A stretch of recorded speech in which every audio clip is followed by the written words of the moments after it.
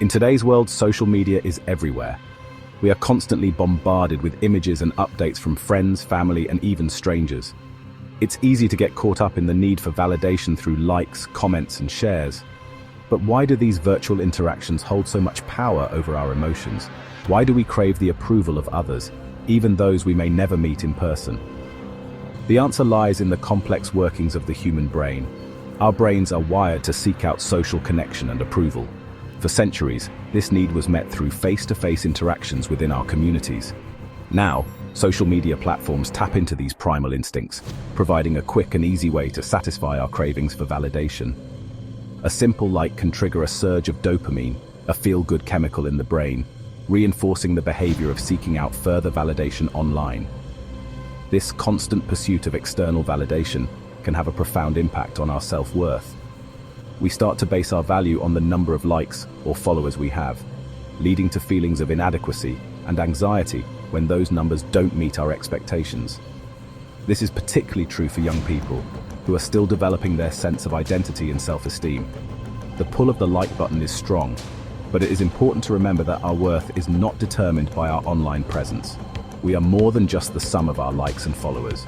By understanding the psychology behind our craving for social media validation, we can begin to break free from its grip and focus on building genuine connections both online and offline.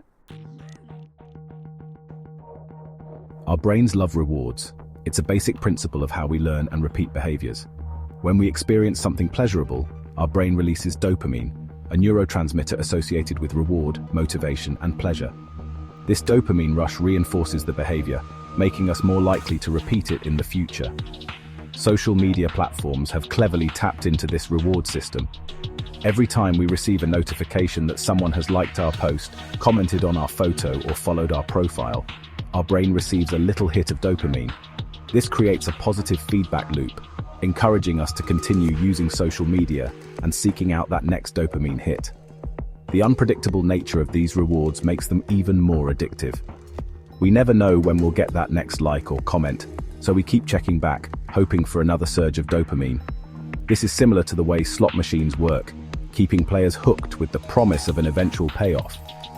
The more time we spend on social media, the more ingrained these neural pathways become, making it harder to resist the urge to check our phones and refresh our feeds.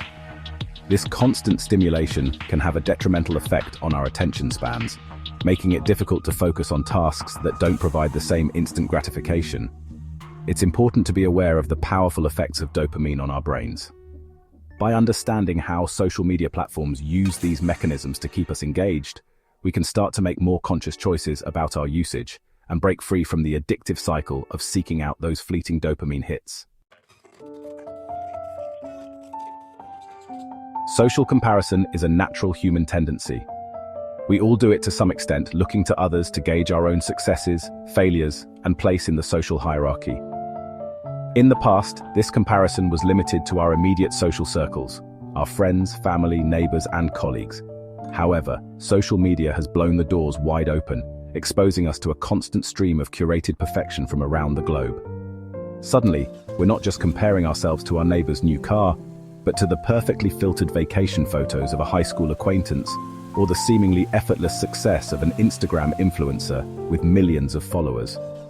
This constant exposure to idealized versions of others can have a detrimental effect on our self-esteem. We start to feel inadequate, envious, and anxious about our own lives, even if those feelings are based on a distorted perception of reality. The carefully crafted images and stories we see on social media rarely reflect the full picture. People tend to present the best versions of themselves online, hiding their struggles and insecurities.